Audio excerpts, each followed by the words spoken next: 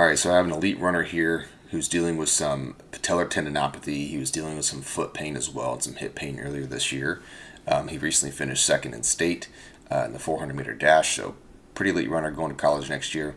And just going to teach you about what we did to help get him back to an elite level and prepare for his off-season training. So, again, he was dealing with mostly foot pain and knee pain in the left side here. And through this video, we're going to talk about how do we actually rewire the nervous system, right? And this is something you hear a lot on the internet, and what that actually means is how do we better restore connection from nervous system to muscle in an efficient way that leads to ultimately improve performance, but from a rehab lens, helps better connect with the synergies of the muscles and the nervous system together through these movements. So here we have a variation of a split squat, and as we go through here, and as he's going down, his weight is shifted back. Now the cue here is really pretty cool. So we're really cueing to stay heavy on the back part of this leg here, but he has really good pressure contact through his big toe,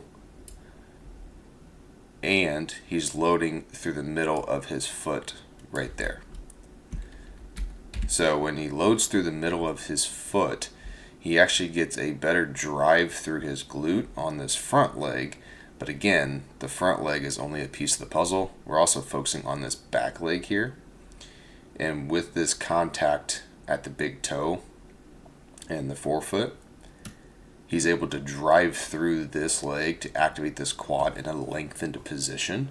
And when it's in that lengthened position, you're going to create more stress on the tendon. If you're dealing with the tendinopathy, and especially getting back to sports, running, jumping, things like that, we need to be able to perform within a stretched fashion so it can create a lot more tension and mechanical tension coming back when you go to make those explosive movements. So for here, we have him loaded up a little bit as well with dumbbells.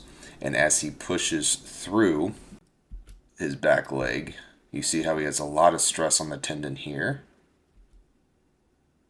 And as he goes up and down, he had, again, good stress on that tendon to help recruit those muscle fibers, to help heal that tendinopathy, but also to get him ready for being in that over-lengthened position when sprinting and with his just general training.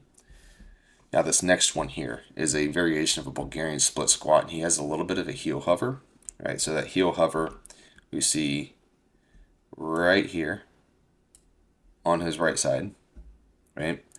And with that heel hover, it loads the front of his foot, but also loads through the middle of his foot. He's not driving that heel up so far to the point where he has no contact on the middle of the foot, but it actually puts a lot of pressure through the soleus specifically, but allows you to load through the middle of the foot a little bit better. So from here, he's going to go into a typical Bulgarian.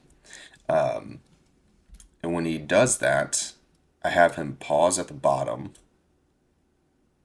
right there at the bottom where he's in kind of his most lengthened position. And then now he can load through the middle of his foot. But now the cue here is push really, really hard into the ground without changing the level of the heel, right?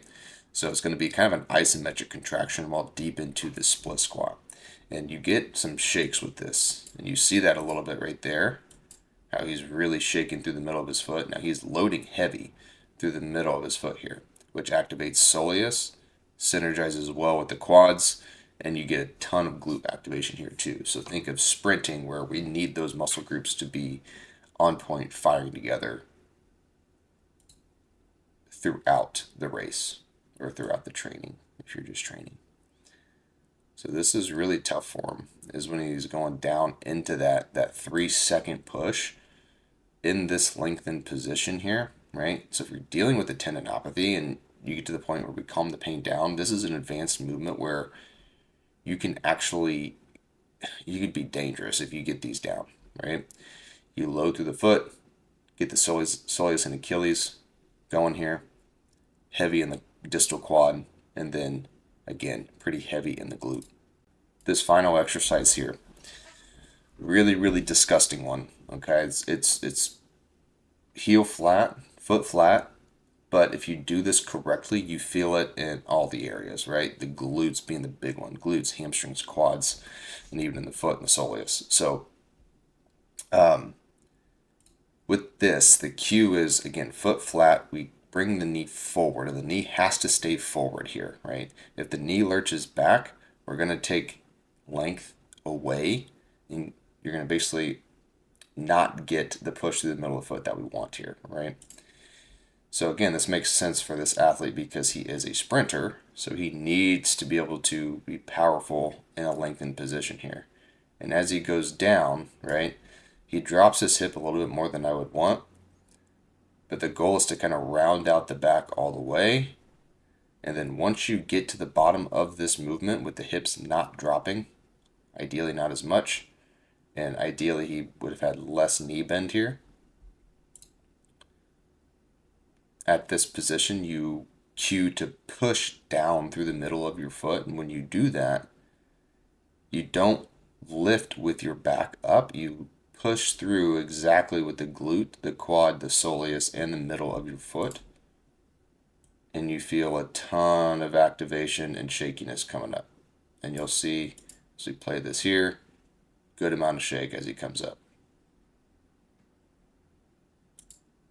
And you don't need weight with this. This is one you can do unweighted, and it's still going to really cook those hips, really cook the glutes. But a lot of shake. And that pretty much fired him up for the day. He was, not painful, but definitely fatigued. So when it comes to training the middle of the foot, training the synergy between the soleus, the quads, the glutes, especially for elite runners, athletes, sprinters, getting back to jumping, but especially with explosive movements like lifting, this is how you rewire the nervous system. This is just one of many ways, but it takes a lot to get to this point. We got to have a lot of good mechanics happening at the foot. We got to have healthy knee coming in, and we got to have just good body awareness, right? So this is kind of getting to the elite level of, rewiring that nervous system. And, even for your high level runners and athletes like this guy, it's going to be tough, but it's going to be a big payoff in the future, when he's in college and sprinting.